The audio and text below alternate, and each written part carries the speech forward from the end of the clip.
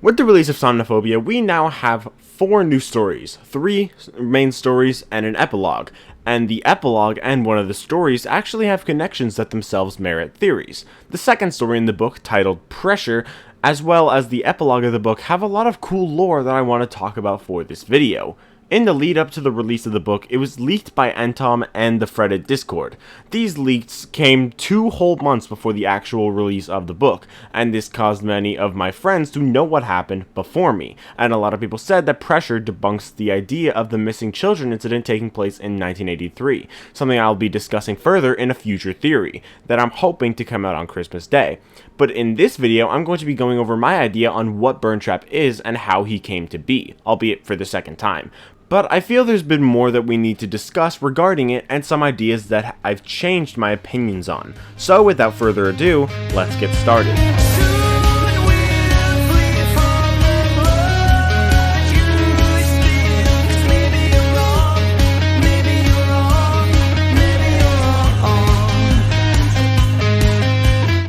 Pressure may be the most popular Tales from the Pizzaplex story so far. The main character of the story is Luca, a senior in a high school whose friends are really fake. One day, he's with these friends at Freddy Fazbear's Mega Pizzaplex's role-playing area, where people would reenact events from the Fazbear rumors, which Luca was really invested in and believed that they were actually real events and not just rumors.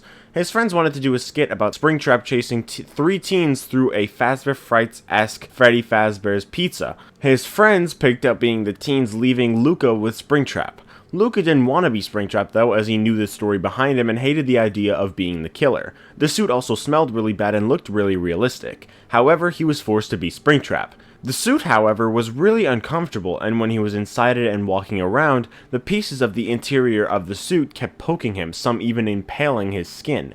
He realizes that he's in a Springlock suit and tries to tell his friends, but they think he's just really good in character. Too many Springlocks are set off and Luca passes out. He awakens to his friends already out of the game and a new set of kids there, but ones who were much younger. The dude who was dressing as Springtrap now was a creepy employee named Earl, and Luca was sure that Earl was trying to hurt the kids, or even worse. So after saving a kid, Luca kills Earl and dies from the Springlocks at the same time, ending the story. Pressure is a really popular story, and for good reason, but not only is it written really well, it does give some lore. Remember, the Tales from the Pizzaplex stories take place in the game's timeline, so anything that we see in these stories can absolutely be applied to the games and can't just be excused as being a vague parallel or just being different from universe to universe. The most interesting thing about the story is that Springtrap costume itself. The Springtrap costume is an actual Springlock suit, which means that it has to be the original Springtrap suit. This is further supported by the fact that it is the only one of its kind at the role-playing area. Towards the end of the story, Luca finds Earl, who was putting on a Springtrap costume, but it looks like a really cheap onesie of Springtrap, not a Springlock suit. Since this is the original Springlock suit, it means that Scraptrap is a different suit from Springtrap. What I've believed for a while now is that the Scraptrap suit was William after going to some old location and repairing his current suit with another one. I didn't think that he just got a new suit, I thought that he just repaired his original one with another one. However, the fact that the original Springtrap suit is here and it's not Scraptrap means that William actually just left his old suit behind. The interesting thing about this is that it means William has to be alive inside Springtrap. In order to get out of the suit, he has to be alive. I made a video not too long ago about how William could have survived, how it could be possible that the vengeful spirit is keeping him alive even through death. It doesn't make sense that William is alive with the help of Remnant, as his body wouldn't be rotting. Instead, it would just be like a regular human body, because Remnant heals you. The reason I made that video was because I heard about this leak that it was the original Springtrap suit. But what's the payoff of this suit actually being here? What is it for? Well, for that, I think we gotta dive back into the epilogues of Tales from the Pizzaplex. In the epilogues, an endoskeleton is shipped over to the currently under construction Freddy Fazbear's Mega Pizzaplex. The Pizzaplex is being built over the old burned down Freddy Fazbear's Pizza Place, which is planned to become a monument to the past of Fazbear Entertainment.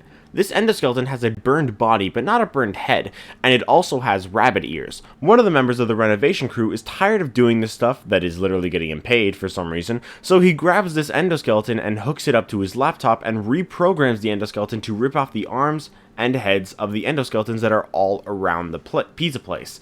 It begins doing this job, but then it rips off the arms and legs and heads of the renovation crew members.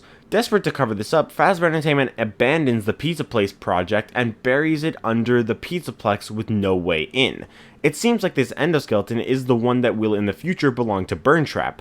Many people have said that the future epilogue confirms that this endoskeleton was the one that originally belonged to Springtrap, but I'm staying away from spoilers so I don't really know for sure if that is confirmed. However, it makes absolutely no sense whatsoever, and here's why. When we go down to the Afton ending, Freddy says that Vanny brought him down here to clear the path. I know what this is.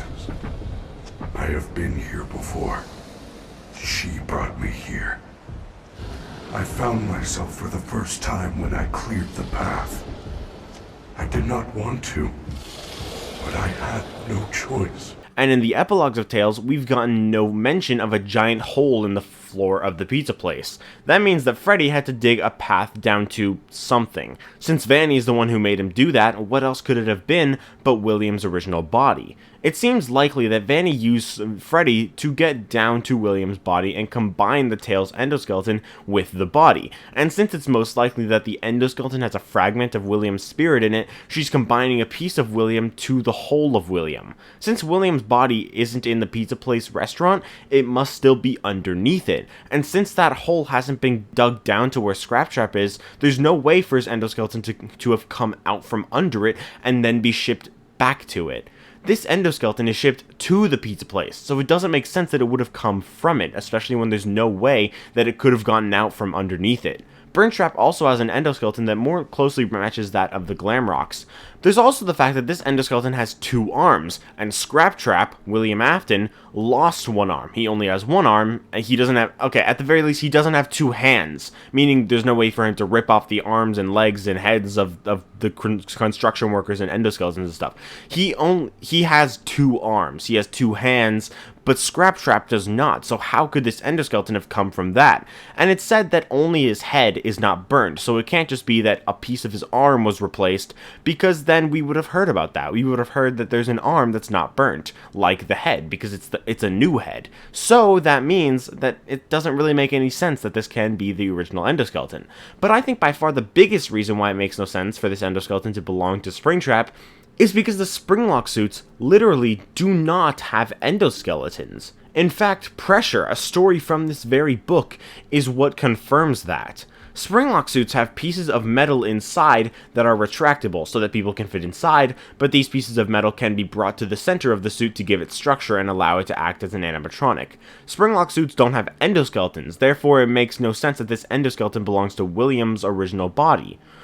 Or do Springlock suits have endoskeletons? They shouldn't based on the definition from Pressure, but it's really confusing because looking at Springtrap, he certainly seems to have an endoskeleton, especially judging from his feet, and Golden Freddy is a part of the remnant of the Fun Times, which is created through the endoskeletons of the original FNaF 1 gang. So if the Springlock suits don't have endoskeletons, and Golden Freddy is a Springlock suit by the way, how exactly does that work? It's really weird because these things imply that Springlocks do have endoskeletons, but Pressure tells us that they don't. Maybe it's just that the structure created by the Springlocks can be formed into an endoskeleton-esque thing, but it's still not an actual endoskeleton. It just doesn't seem like the one from the Tales from the Pizzaplex epilogues would be a crumple of random metal parts that formed into an endoskeleton. If that was separated from the Springlock suit, it would most definitely just fall apart. The only thing that I don't have an explanation for is why the endoskeleton is burnt, but otherwise it makes no sense that this would be William. If it ends up being confirmed that it is actually William, then I guess we're wasting time here, but it just doesn't make any actual sense, and if it is William,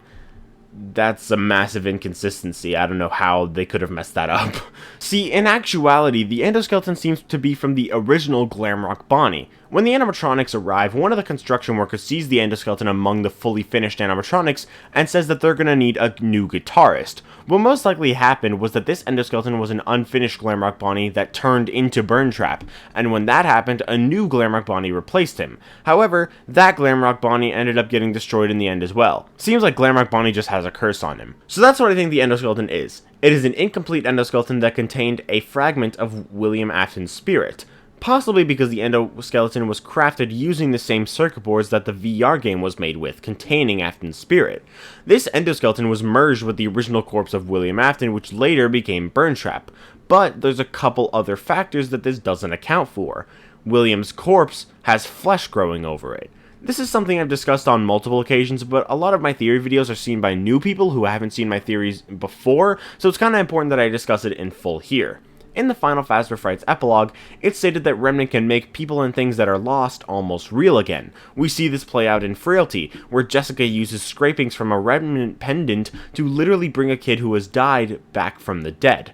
Remnant is able to bring people back to life. However, it is also able to actually regenerate people. In Sister Location, Michael is scooped and turned purple, and it's got confirmed that his entire endoskeleton was pulled out to make room for Ennard to fit inside him. However, once Ennard leaves, looking closely at the way Mike falls reveals that his body actually falls in on itself. This is because there is no structure in his body keeping him upright anymore. His eyes also disappear. However, a second later, he stands back up and his eyes are back. This means that the Remnant has regenerated his body, his skeleton grown back into its place, and his eyes grown back into their sockets. A lot of people think that this is just that maybe Ennard left behind the actual endoskeleton part of him, but that doesn't make sense for this reason. Michael falls in on himself, and he wouldn't be able to do that if the metal was already inside him keeping him up, meaning that Remnant is what regenerated Michael's skeleton back into its place. This also means that soon enough Michael isn't even going to be purple anymore, making it totally possible that he moves on after this. Since his organs are back, he could even possibly get married and have a child. Remnant is basically like a soul energy that haunts a particular object. This soul energy can be made of agony or another emotion or memories, or it can be the entirety of a soul. In the Funtime animatronics, the entire souls of the original missing children are melted together, turned into a liquid molten substance which can be injected into things. But what we have to remember is that in the fourth closet, William is literally injecting liquid metal into his own body as well as Carlton's. As Carlton is injected with Remnant, he is literally being killed until Michael Brooks, one of the spirits in the Remnant, keeps him alive. I've discussed on many occasions why Remnant doesn't actually burn in fire, as the Insanity ending claims it to only be a chance. After the missing kids learn that the man they've been keeping alive this whole time is their killer, they throw him into the fire and William dies. The reason he dies from the fire here isn't because Remnant itself burns in fire, it's because the spirit chose to stop keeping him alive. They literally chose to keep Carlton alive. When Remnant is made up of a spirit, it's the spirit's decision whether or not to keep someone alive who is injected with Remnant. After all, it's literally molten metal, and if that was injected into you, you would definitely die. Carlton survived because the spirits chose to keep him alive, which we know because the Remnant was initially killing him. That means that if they can choose to keep someone alive, they can choose to not keep someone alive. It's like the same logic as in Avengers Endgame, how Scott got caught in a time vortex, which sent him to the future. So if there's a wormhole that can bring you to the future, logic suggests that there can be one that brings you to the past. It's kind of the same thing. If they can choose to keep him alive, then they can choose to kill him. Also, the reason that the kids are set free after they burn isn't because they burn, but rather because their killer has died, and they can't be set free until they have closure. Once their killer is put to rest, they can be as well, and that's what happens at the end of the fourth closet. So why am I telling you all this? Well, returning back to flesh literally growing over William's body, the only way this can be done is through Remnant. But where is this Remnant coming from?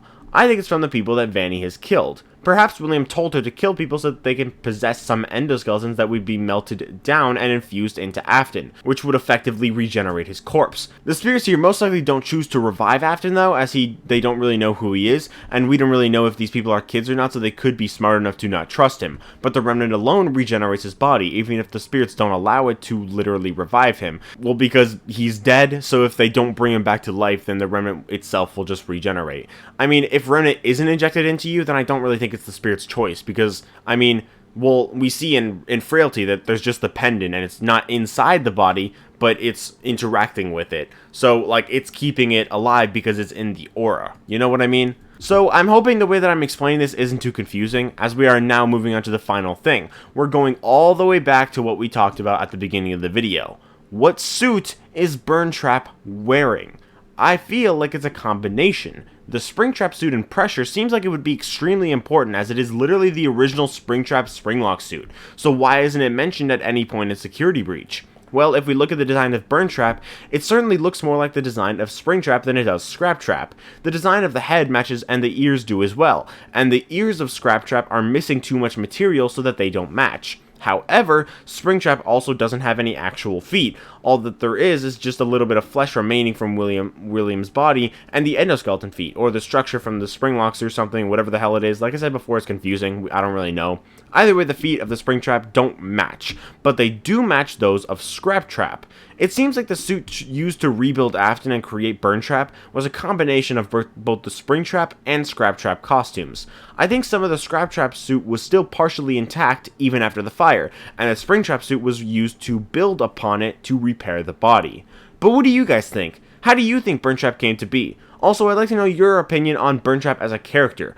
Do you like him? I do, but let me know your thoughts on him in the comments down below. But if you did enjoy this video, be sure to leave a like and subscribe. Stay tuned for my next theory, which will be a video once again going over when the missing children incident takes place in the timeline, laying out all the evidence for each spot of the timeline and making an informed decision for what I think is the most likely. But anyways, guys, I hope you all enjoyed. Stay tuned, and I'll see you all in the next video. Bye, guys!